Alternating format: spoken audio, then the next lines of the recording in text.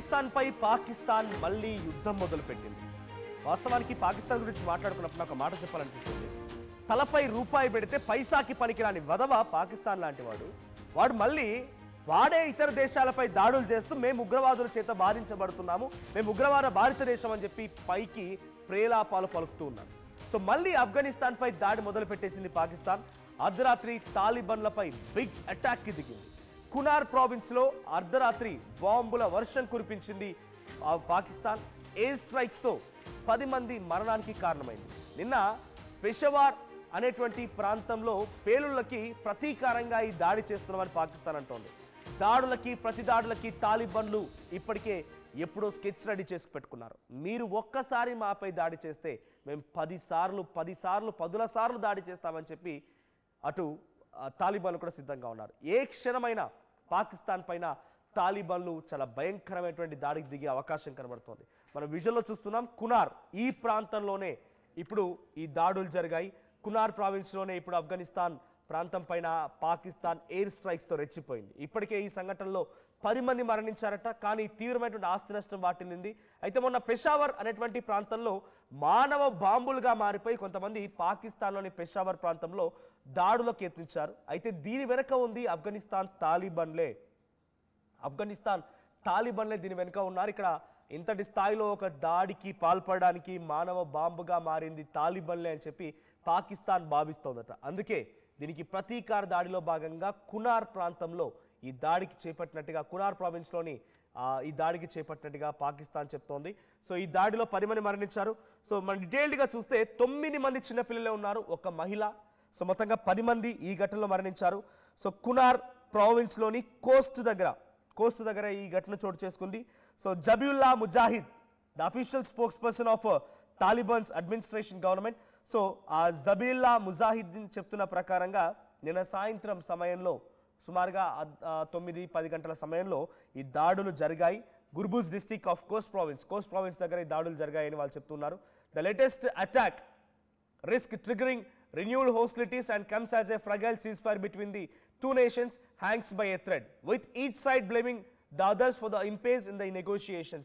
మొన్న మధ్య రెండు దేశాల మధ్య కాల్పుల విరమణ ఒప్పందం కుదిరినట్టుగా చర్చ జరిగింది. ప్రధానంగా వాళ్ళ రెండు దేశాలు కూడా కొంత కాల్పులను విరమించుకున్నాయి. కానీ పెషావర్లో మళ్ళీ దాడి జరిగిన దానికి ప్రతీకార దాడిగా పాకిస్తాన్ దాడి చేసిందని చెప్తున్నారు. కానీ పెషావర్ దాడికి మాకు ఎటువంటి సంబంధం లేదనేది తాలిబాన్లు చెప్తున్నమాట.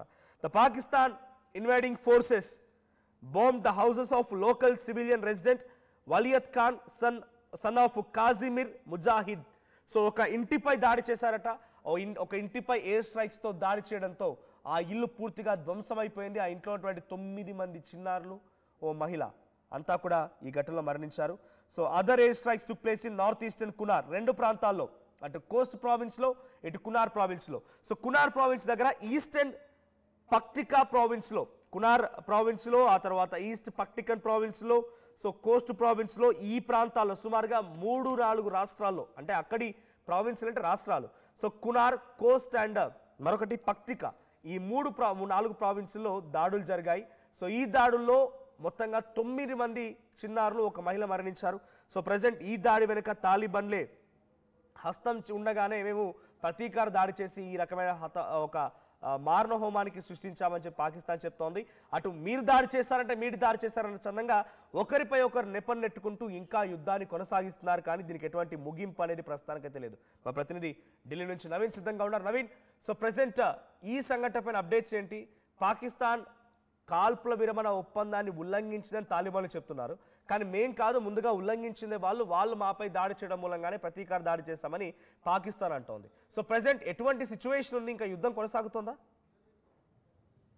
ప్రస్తుతానికి ఇంకా యుద్ధం అనేది ఇంకా కొనసాగుతూనే ఉంది. నిన్న రాత్రి నుంచి కూడా ఈ యొక్క ఫైరింగ్ అనేది కూడా కొనసాగుతున్నటువంటి పరిస్థితి నెలకొంది. అయితే నిన్న పెషావర్ ప్రాంతంలో ఒక ఆత్మహత్య దాడి కూడా జరిగింది. ఆ దాడికి ధీటుగా పాక్ ఇప్పుడు ఆ దేశంపై కూడా ఎయిర్ స్ట్రైక్ కూడా చేసినటువంటి పరిస్థితి నెలకొంది. ఈ యొక్క ఎయిర్ స్ట్రైక్ లో 10 మంది చనిపోయారు. అందులో 9 మంది చిన్నారులు ఉన్నారు, మరొక వ్యక్తి ఉన్నారు. దాంట్లో ఈ మొత్తం కదా ఇప్పటివరకు ఉన్నటువంటి సమాచారం ప్రకారం కేవలం 10 మంది చనిపోయారని చెప్పేసి కూడా ఆఫ్ఘనిస్తాన్ సంబంధించినటువంటి అక్కడ ఉన్నటువంటి స్పోక్స్ పర్సన్స్ కూడా కొద్దిసేపటి క్రితమే మీడియాతో మాట్లాడుతున్నటువంటి సందర్భంలో ఈ అంశాన్ని ప్రస్తావించేటువంటి పరిస్థితి నెలకొంది. ఇంకా మృతుల సంఖ్య ఇంకా పెరిగేటువంటి అవకాశాలు ఉన్నట్టు కూడా మనకి సమాచారం అందుతుంది. ఎందుకంటే అక్కడ ఉన్నటువంటి ప్రొవిన్స్ సంబంధించినటువంటి ఆ ప్రాంతాల్లోనే ఎక్కువగా పాక్ ఎయిర్ స్ట్రైక్ కూడా చేపట్టడం జరిగింది. ఇళ్లనే టార్గెట్ చేస్తూ ఇళ్లపై ఆ బాంబులతో కూడా దాడి చేసినటువంటి పరిస్థితి నెలకొందని చెప్పేసి కూడా ప్రస్తుతానికి అక్కడ ఉన్నటువంటి వర్గాల నుంచి కూడా మనకి సమాచారం కూడా అందుతున్నటువంటి పరిస్థితి నెలకొంది. మొదటి నుంచి కూడా ఈ రెండు దేశాల మధ్య కూడా ఒక ఉద్రిక్తమైనటువంటి ఆ పరిస్థితులు కూడా నెలకొన్నాయి. ముఖ్యంగా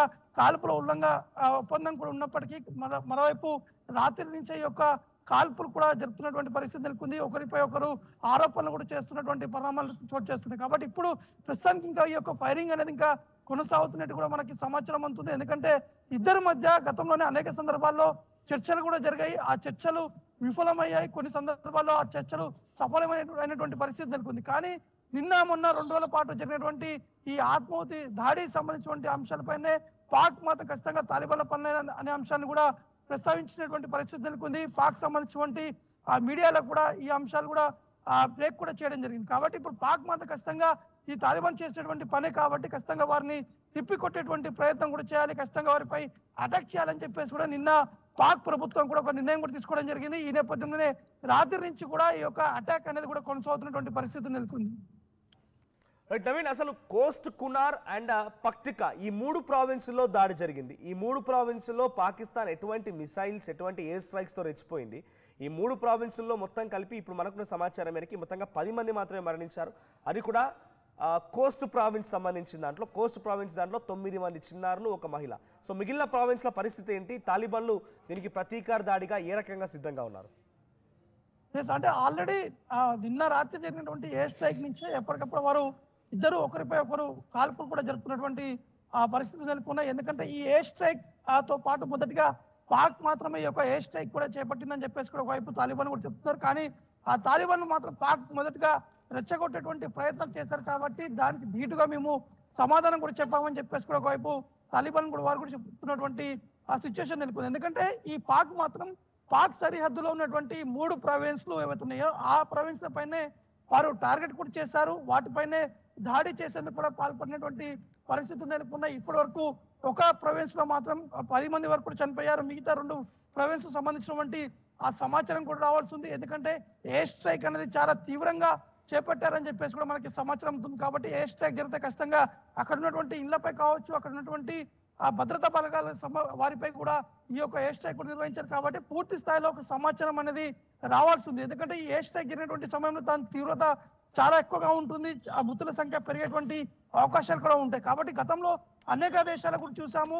యుద్ధం జరిగినటువంటి సమయంలో ఎయిర్ స్ట్రైక్ చేపట్టినటువంటి సమయంలో చాలా మంది మృతి చెందినటువంటి పరిస్థితులు నెలకొన్నాయి. కాబట్టి ఇప్పటి వరకు అఫీషియల్ గా వస్తున్నటువంటి సమాచారం ప్రకారం కేవలం 10 మంది మాత్రమే మృతి చెందినట్టు కూడా తెలుస్తుంది. ఇంకా మృతుల సంఖ్య పెరిగేటువంటి అవకాశాలు కూడా ఉన్నట్టు కూడా తెలుస్తుంది మనకు. రైట్ నవీన్, గతంలో కూడా ఆఫ్ఘనిస్తాన్ చెప్పిన మాటల ప్రకారంగా పాకిస్తాన్ కాదు, పాకిస్తాన్కి సహకరించే ట్రంప్ వచ్చినా వదిలిపెట్టము, మేము చాలా స్పష్టంగా ఉన్నాం, మేము మా దేశాన్ని మేము పరిపాలించుకుంటున్నాం, జీర్ణించుకోలేనటువంటి పాకిస్తాన్ మమ్మల్ని ఉగ్రవాదులని చెప్పి మాపై నెపనెట్టి అసలు ఉగ్రవాదం చేస్తోంది పాకిస్తాన్. సో పాకిస్తాన్ మాపై దాడి చేస్తే ఆ దాడిని అంటే మొదటి రోజు మొదలుపెట్టింది పాకిస్తానే. సో పాకిస్తాన్ ఎప్పుడైతే మొదలుపెట్టిందో దీనికి ప్రతీకారంగా అటు తాలిబాన్ల నుంచి అవసరమైతే ట్రంప్ను సైతం ఎదిరిస్తామని హెచ్చరిక వచ్చింది.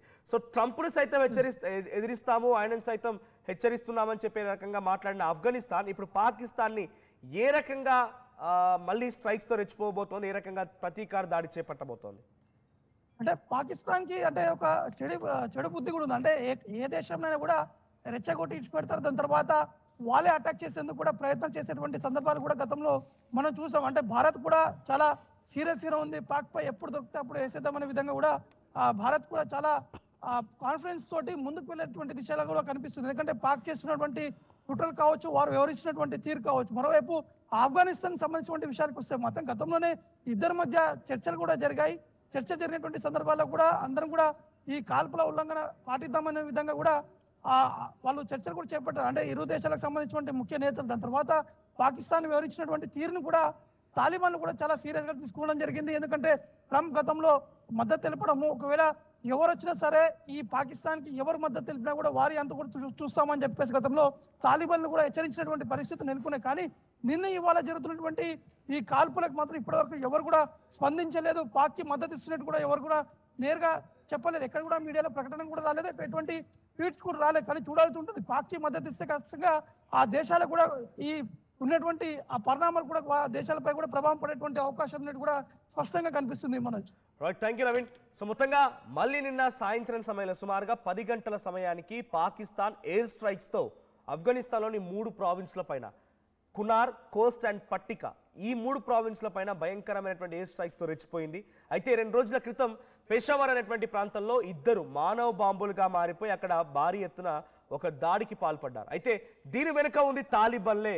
తహ్రీక్-ఈ-తాలిబాన్ పాకిస్తాన్ వాళ్ళే దీని వెనుక ఉన్నారు. వాళ్ళు చేయడం మూలంగానే మళ్ళీ పాకిస్తాన్లో దాడులు జరుగుతున్నాయని భావించిన పాకిస్తాన్ దీనికి ప్రతీకార దాడిగా భాగంగా నిన్న ఆ రాత్రి స్ట్రైక్లు చేపట్టాం, ఎయిర్ స్ట్రైక్స్ అని చెప్పి పాకిస్తాన్ చెప్తోంది. కానీ ఆ దాడికి మాకు ఎటువంటి సంబంధం లేదు, పెషావర్లో దాడి చేసింది మేం కాదు, వాళ్ళంతటా వాళ్ళే ఈ రకంగా లోపల అంతర్గత యుద్ధాల నేపథ్యంలో వాళ్ళంతటా వాళ్ళే చచ్చిపోయి అనవసరంగా మా పేరు చెప్పి రాద్ధాంతం చేస్తున్నారు, కానీ ఎట్టి పరిస్థితుల్లో వదిలిపెట్టము, అంతకంతకు పాకిస్తాన్కి అనుభవించే తీరుతుంది అని చెప్పి ఆఫ్ఘనిస్తాన్ చెప్తోంది. ప్రస్తుతానికి ఆఫ్ఘనిస్తాన్లో రాత్రి జరిగిన దాడులకు సంబంధించి 10 మంది మరణించారు.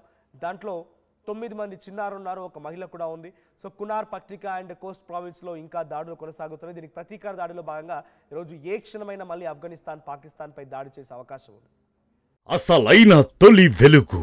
ఫాలో వాట్సాప్ @తొలి వెలుగు official.